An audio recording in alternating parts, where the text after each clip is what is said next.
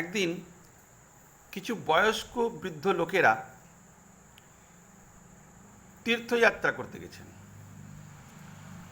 তো ওনাদেরকে একজন গাইড করছিলেন, অর্থাৎ গাইড। তো প্রথম দিন ওনারা একটা হোটেলে গিয়ে উঠলেন। হোটেলে ওঠার পরে ওখানে রাত্রিবেলায় গাইড সকল বৃদ্ধজনকে এইটুকুই জানালেন যে কালকে আমরা এখান থেকে একটা ধামে যাব, এবং ধামটা হচ্ছে হেঁটে যাওয়ার পথ। কিন্তু যখন আমরা যাব তখন সবাই মিলে একটা জিনিস মনে রাখবেন, যে হয়তো রাস্তার দুপাশে পুকুরও থাকতে পারে, কিছু হয়তো মহিলারাও স্নান করতে পারে। তো মনে রাখবেন, আমরা তীর্থধামে এসেছি, তো যদি কোনো রকম মহিলাদের উপর স্নান করার সময় নজর পড়ে যায় তাহলে হরিওম বলবেন, হরিওম বলবেন, যাতে পাপ না লেগে যায়। বললো ঠিক আছে। সকালবেলায় সবাই স্নান করে, বয়স্ক লোক এবং আগে যাচ্ছে গাইড। হঠাৎ করে এক বয়স্ক লোক চিৎকার করে উঠল, হরি ওম, হরি ওম।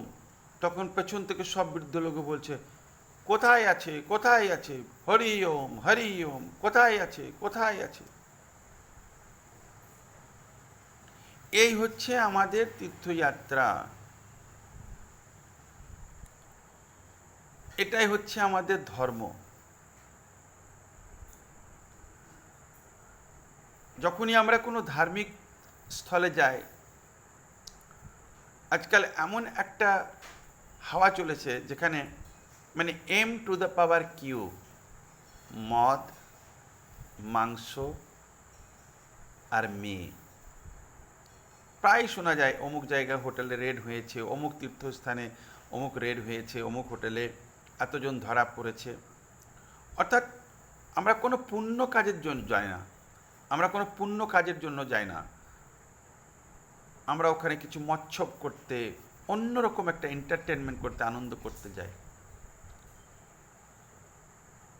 যেখানেই দেখুন সেখানে এই এই হাওয়া চলছে।